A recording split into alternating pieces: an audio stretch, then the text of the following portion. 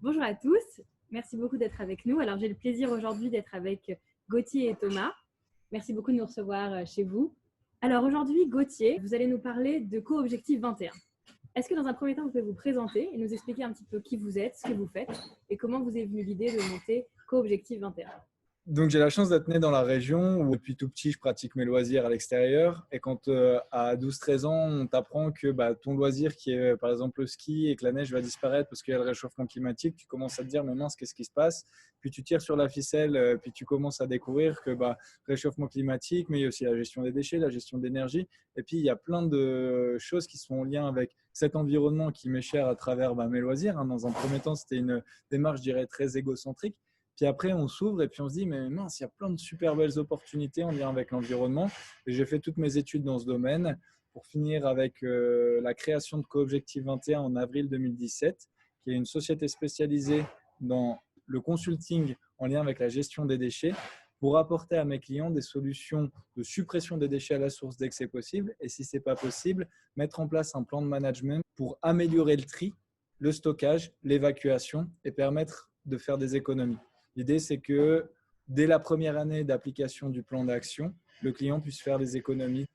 Et donc, tout ça en lien avec aussi des technologies, la mise en place de solutions innovantes telles que les hot bins permettent de composter localement cette matière organique qu'on appelle déchets organiques, qui est pour moi une ressource. Et là, j'en reviens à mes études, notamment agricoles, où en fait la matière organique, elle permet de nourrir les sols. Et aujourd'hui, que ce soit à Genève ou à travers le monde, tous les sols ont un manque criant de matière organique, donc d'humus, qui est quand même à la base de la vie des sols. Et c'est grâce à ça qu'on a l'équilibre azote, carbone et le complexe argilo-humique. Donc ça devient très technique, mais en gros, c'est des sols, pour qu'ils soient vivants, ils ont besoin de cette matière organique. Et faisons-la revenir à nos sols et ne l'incinérons plus parce que c'est une matière qui est constituée entre 60 et 80% d'eau qu'on transporte aujourd'hui. Et par exemple, sur le canton de Genève, c'est à peu près 13 millions qui sont dépensés pour incinérer de l'eau. Donc, quand on dit économie et environnement, ce n'est pas compatible, ces 13 millions, je pense qu'ils seraient mieux ailleurs, que ce soit dans l'éducation, la santé. On est en pleine période de Covid, 13 millions pour gérer une crise, ce n'est pas anodin. Donc aujourd'hui, comment ça se passe à Genève, la gestion des déchets? Quels sont les acteurs principaux? Quel est le process un petit peu de manière abrégée? Alors, les consommateurs, déjà, au niveau de leur système de consommation et la réflexion qu'ils ont et leur démarche, vont produire certains déchets. Donc, si on est dans une famille zéro déchet, il y a par exemple Carouge qui est dans cette dynamique zéro déchet et qui sont précurseurs par rapport à ça. Ou sinon, il y a le système de consommation où on a différents flux de déchets. Donc, ça va de la bouteille de PET, le verre, mais aussi en passant par les piles, les jouets, le textile, etc. Et donc, tout ça, il faut s'imaginer que de plus en plus, les communes mettent en place des bornes de tri, mettent en place des systèmes pour qu'on puisse faire le tri en tant que particulier et résident des différentes communes. Et tout ça est financé par l'argent public. Donc, les bornes de tri, les points enterrés. Ensuite, il y a des camions qui sont mandatés par les communes pour venir collecter cette matière. Cette matière part où? Dans des espaces de tri. Donc, on en a différents sur Genève pour séparer les matières. Mais ce n'est pas parce qu'on a trié qu'elle va être valorisée. Il y a eu une grande problématique ces 2 dernières années avec le papier carton qui était exporté vers les pays asiatiques parce qu'ils en avaient besoin pour le développement de leur économie. Depuis qu'ils ont fermé les frontières, le papier qui était rémunéré 35 francs la tonne coûte aujourd'hui à peu près 70 francs la tonne. Donc, grande problématique au niveau même de matières entre guillemets nobles, telles que le papier. Aujourd'hui, on ne sait plus vraiment quoi en faire et comment les valoriser. Et c'est là où, pour moi, il faut prendre vraiment une réflexion à l'échelle d'un territoire, c'est dire exporter ces déchets vers d'autres territoires, s'ils sont bien gérés, c'est bien, mais ce qui est encore mieux, c'est comment est-ce qu'on les valorise localement et on recrée une économie de demain qui permet d'être autonome au niveau de cette gestion des déchets et de ne plus parler de déchets, mais uniquement de ressources. Et c'est un peu les enjeux qu'on a aujourd'hui au niveau de la société, c'est dire que le déchet n'existe plus et qu'on puisse localement traiter ces matières pour créer les économies de demain. Que ce soit le papier, que ce soit les différents plastiques, ils ont une très belle valeur ajoutée à partir du moment où ils sont bien triés et où on sait les traiter localement. Et après, bien sûr, supprimer tout ce qui est toxique et tout ce qui ne peut pas être recyclé localement. Et après, il y a une grande partie qui est l'incinération. Il faut savoir que l'incinération, c'est normalement uniquement les déchets dits ultimes, dont on ne sait absolument pas quoi faire. Et l'incinération coûte 278 francs la tonne TTC. Donc, c'est un des coûts les plus élevés, sans compter le transport au préalable. Donc, tout ce qui parle de l'incinération coûte cher à la collectivité, coûte cher aux communes, etc. Donc, si on supprime ces déchets à la source, eh ben, c'est tous des coûts et de l'argent qui peuvent être réinvestis ailleurs.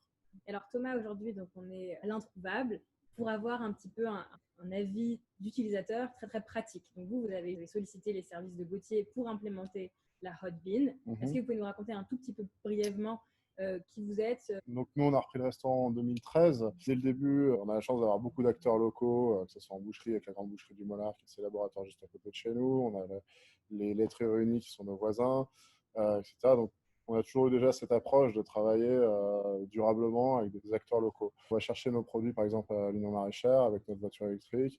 On va se servir directement dans leur marché qui est ouvert. On achète directement aux producteurs, donc c'est bien en termes de prix pour le particulier ou pour le restaurateur, et c'est bien en termes de rémunération pour le producteur. Donc c'est vraiment gagnant-gagnant en fait.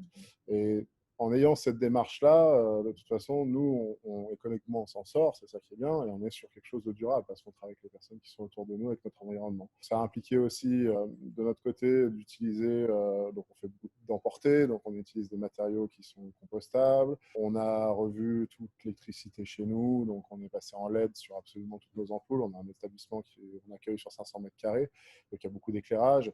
On a remplacé pas mal de machines aussi qui étaient très énergivores, que ce soit en termes d'électricité ou de consommation d'eau, pour des machines plus performantes. C'est quelque chose de global, c'est une idée qu'on avait dès le début. On est sensibilisé à ce que notre établissement soit durable en fait. Donc il faut savoir que quand on fait ces démarches-là, on gagne de l'argent aussi à terme. Donc ça peut coûter un peu des changements d'ampoule, etc. Maintenant, on a beaucoup d'aides avec des organismes comme les SIG, etc., qui vont nous financer une partie ou qui vont nous aider sur des prêts. Donc c'est très très rentable à très moyen terme en fait dès qu'on investit là-dedans. Enfin, il y a 1 an et demi, on a refait la décoration du restaurant, on a changé l'identité pour réaffirmer en fait cette identité, on va dire un peu verte, qu'on avait déjà, et puis pour recommuniquer dessus. Et c'est à ce moment-là que Gauthier est rentré en matière, où on s'est dit bon, il faut absolument qu'on diminue nos déchets. Donc c'est là où on a beaucoup travaillé là-dessus. Donc on a commencé par implémenter ces hot bins. Donc en fait, au lieu de jeter bêtement nos épluchures et que ça soit incinéré avec le reste, on les valorise. En fait, on crée du compost en ayant installé 3 hot bins derrière le restaurant. Donc nous, ça ne nous prend pas plus de temps. Concrètement, en termes d'investissement, combien ça coûte une hot bin? Et puis vous, comment vous estimez un peu les économies que vous avez faites? Alors, on n'a pas assez de recul pour calculer les économies, mais bon, elles sont déjà visibles. On a partagé les frais avec les autres locataires, en fait, avec la régie. On a quelques espaces arborés, on a pas mal d'arbres, donc quand ils faisaient les taillages qui coupent l'herbe, ils mettent ça dans les sacs poubelles et ça partait à la poubelle. Donc ça se fait beaucoup à Genève. C'était très choquant pour nous, donc on a dit, bon, on va partager, on prend plus de hot bin, et vous mettez aussi vos déchets verts dedans, tout le monde sera content. C'est une approche intéressante de mutualiser les efforts et les dépenses pour que tout le monde en bénéficie. Alors, le but à terme, c'est que tous les locataires puissent mettre dans les hot bins. Bon, pour l'instant, on est en phase de test encore, ça marche très très bien. Donc nous, au niveau économie, on a moins de déchets, tout simplement. Donc le relevage des déchets, on sait combien ça coûte. On va bientôt être imposé sur les sacs poubelles. Donc c'est des économies qui sont directes. Et puis surtout, on va installer des jardins de permaculture. Donc ça nous amène la matière organique pour ces jardins. En fait, c'est un cycle. Et après, nos clients, s'ils veulent un peu de matière organique, ils peuvent se servir aussi. Donc c'est redonner en fait à la communauté ce qu'on a pris. C'est juste un cycle en fait. Ça paraît évident, mais voilà. Donc c'est quelque chose. On est très content de le faire. Et donc vous, votre expertise, donc vous installez les hot bins, mais aussi vous proposez tout un accompagnement autour, c'est ça? C'est ça. Par rapport à cette réflexion déjà écosystémique, c'est-à-dire que les hot bins puissent bénéficier, plutôt que les investir individuellement, qu'elles puissent être investies collectivement, localement. Et puis derrière, effectivement, c'est si on met en place des hot bins et que derrière les utilisateurs n'ont pas l'utilité de la matière organique, c'est dire comment est-ce qu'on peut la collecter, la valoriser pour qu'elle retourne réellement au sol et là où il y en a besoin pour la production alimentaire, maraîchère ou fruitière. Et ce qui est intéressant avec le compost qui est produit, c'est que on a des périodes de plus en plus sèches. Le compost a une capacité de rétention en eau beaucoup plus importante que simplement de la terre. Et donc, le fait de mélanger cette matière organique au sol, on renourrit les sols, on crée de l'humus. Et l'humus a une capacité de rétention en eau de 300 fois son poids. Donc, c'est très intéressant aussi au niveau de cette hygrométrie, au niveau de la revalorisation des écosystèmes en local. Derrière, la réflexion que je suis en train de mener, et Bardonnay est une des communes précurseurs dans cette démarche, c'est de dire plutôt que d'aller collecter ou avec des véhicules électriques ou à vélo, un vélo c'est quand même limité au niveau du poids, on peut transporter 300 kg et encore quand c'est plat. Il y a un animal qui est absolument extraordinaire avec lequel l'homme a travaillé pendant des milliers d'années, qui est le cheval, et qui peut lui tracter 3 fois son poids.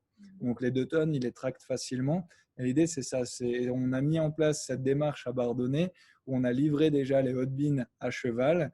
Et dans 2-3 mois, quand les hot bins seront pleines et il faudra les vider parce qu'en cœur de village, les restaurateurs n'ont pas spécialement l'utilité du compost, c'est pour aller collecter ce compost et l'amener, pourquoi pas, vers l'école et faire un programme pédagogique avec les écoliers pour qu'ils comprennent qu'est-ce que le compost, comment il est produit. Il y a aussi cet intermédiaire et ce médiateur qui est le cheval, qui est absolument extraordinaire. Et que ce soit des enfants ou personnes âgées, personne n'est indifférent face à un cheval. C'est vraiment un médiateur au niveau de la société qui est incroyable.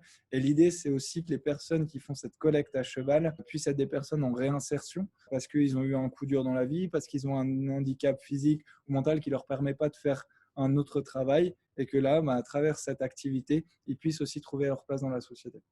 Et combien vous avez aujourd'hui de restaurants qui utilisent les hot bins? On est à peu près à 8 aujourd'hui, pas loin de la dizaine.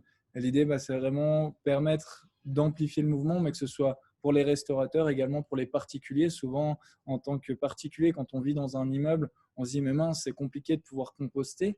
Là, avec des hot bins en bas d'immeuble, il est tout à fait possible de faire un projet collectif où, pareil, les personnes peuvent bénéficier derrière de la matière organique ainsi produite et pourquoi pas faire demain un jardin potager partagé où on produit localement des fruits et légumes et de manière totalement circulaire également. C'est toujours un plaisir, moi déjà, d'être dans cette démarche d'accompagnement parce que c'est pareil, le client, le laisser tout seul avec l'outil, c'est dommage parce qu'on peut aller à l'échec. Donc l'idée pour moi, c'est qu'ils comprennent bien, qu'on soit vraiment dans cet esprit de confiance et puis qu'on puisse aller de l'avant pour pouvoir vraiment valoriser cette matière.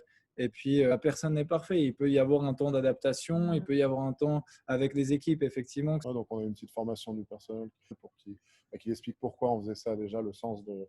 Parce que c'est important de donner du sens à ce qu'on fait. Et qu'est-ce que ça nous apportait économiquement, qu'est-ce que ça apportait aussi en termes d'image. Et c'est vrai qu'après, il y a une adhésion qui est assez facile. Les collaborateurs ont tout de suite dit quand est-ce qu'on commence, etc.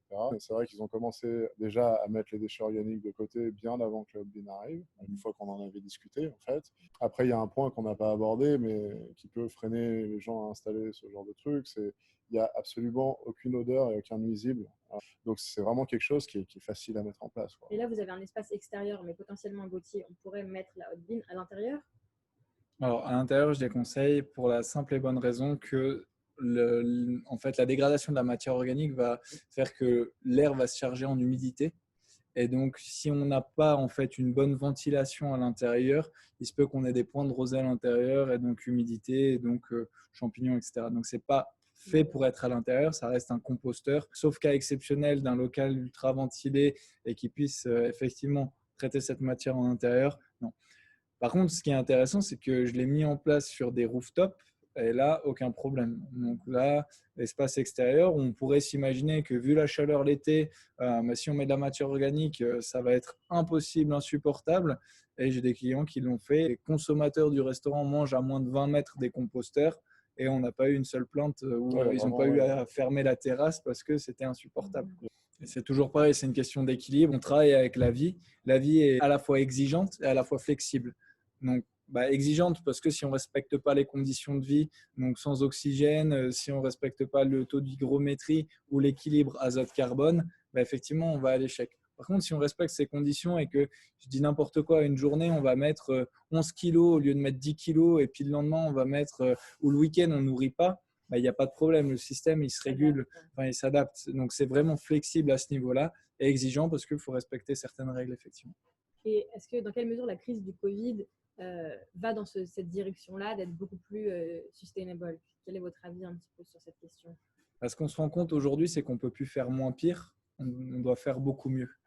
Et donc, c'est le greenwashing. Enfin, moi, ça ne fait pas partie des valeurs de Co-Objectif 21 et c'est toujours accompagner les clients vers ce qu'il y a de mieux et ce qu'on peut faire de mieux. Et effectivement, le Covid, on s'en rend compte aujourd'hui avec cette prise de conscience, c'est que ça fait depuis les années 70 à peu près qu'on entend parler d'environnement, mais ça a toujours été à la marge de la société.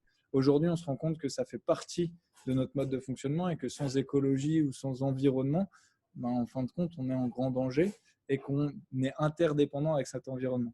Donc l'idée, ce n'est pas faire contre, c'est faire avec. Et c'est ça qui est intéressant. Et il y a une certaine prise de conscience aujourd'hui, faire avec la matière organique, pas contre la matière organique, avec. et créer en fait ces réseaux et de manière collective. Et Thomas en parlait très bien, c'est pas, ils n'ont pas fait cette démarche de manière individuelle, ils ont réfléchi collectivement, de dire oui, mais ça va nous servir à nous, mais tiens, comment ça peut servir aussi à l'espace où on est et pourquoi pas aux entreprises de la zone. Plus on va être dans cette démarche collaborative, et c'est comme ça que fonctionne la nature, hein, la richesse d'un écosystème est évaluée au nombre d'interactions qu'il y a entre ses membres. Donc plus on va créer ces interactions, plus on va avoir des écosystèmes riches et résilients, et c'est ce dont on a besoin effectivement pour préparer l'avenir. Après, nous, le but, c'était de montrer aussi, on est le seul restaurant dans le complexe, on est certainement ceux qui consomment le plus de matière organique, de montrer que si nous, on était capable de le faire, les entreprises, après, pouvaient nous rejoindre. Pour revenir par rapport au Covid, par exemple, quand on a repris l'activité de travailler avec des acteurs locaux et d'avoir des liens très forts, on n'a eu aucun problème d'approvisionnement, là où certains restaurants qui vont chercher des produits assez loin ont dû se réinventer. Et bien, nous, ça nous a permis quand même d'être plus solides. Donc, en fait, oui, avoir cette démarche, de toute façon, est hyper rentable pour l'entreprise et permet de la pérenniser, quoi qu'il arrive. Et en guise de conclusion, quelle est un peu votre vision de l'avenir futur assez proche et puis moyen terme? Alors, moi, en tant qu'entrepreneur dans la restauration, on n'a absolument aucune visibilité par rapport au Covid. Donc, voilà. Après, quand on aura passé cette crise-là, et on pense pouvoir la passer, nous, la vision à long terme, elle est d'avoir, on va dire, zéro déchet sur le restaurant. Voilà, on peut toujours faire mieux, en fait. Mais après, il faut y aller pas à pas. Il faut être humble, je pense. Il faut bien s'entourer. Il faut bien s'entourer. Ce qui est génial avec Gauthier, nous, on était dans cette démarche-là, mais il nous a apporté plein de compost, en fait. Tu nous as apporté plein de nouvelles idées. On peut faire ci, on peut faire ça. Et en fait, plus on rencontre des gens et plus on est dans cette démarche, plus on va avoir des idées où des gens vont dire, moi, j'ai fait ça, ça peut être intéressant, etc. Donc, je pense qu'il y a beaucoup d'échanges aussi à faire autour de ces démarches-là qui sont, moi je le répète encore, c'est hyper rentable, quoi. C'est ça qui est en plus qui est intéressant. Et puis ça apporte aussi au marketing, quoi. C'est intéressant de parler de ça, c'est dans l'air du temps. Ça a vraiment beaucoup d'avantages de faire ça. Il n'y a pas de raison de ne pas le faire, en fait. C'est juste ça, quoi. Et pour vous, quelle est la vision du futur que vous avez En gros, c'est exactement tout ce que Thomas vient de dire, c'est de la collaboration. Comment est-ce qu'on interagit? On a été très focus, chacun avec un peu des œillères sur notre core business, mais en fait, quand on parle au niveau environnemental, le core business va plus loin. C'est toutes les interactions riches qu'on peut avoir avec notre écosystème local. C'est aussi le zéro déchet. Et puis, c'est se permettre l'excellence, parce que si on fait de la collaboration et qu'on se permet l'excellence, on va créer de la richesse et de la joie. Et pour moi, c'est vraiment ça qui est très important, parce que si on a plaisir à faire les choses, ça déroule. Et vous pouvez regarder, mais dans toute société épanouie, personne n'est en prison.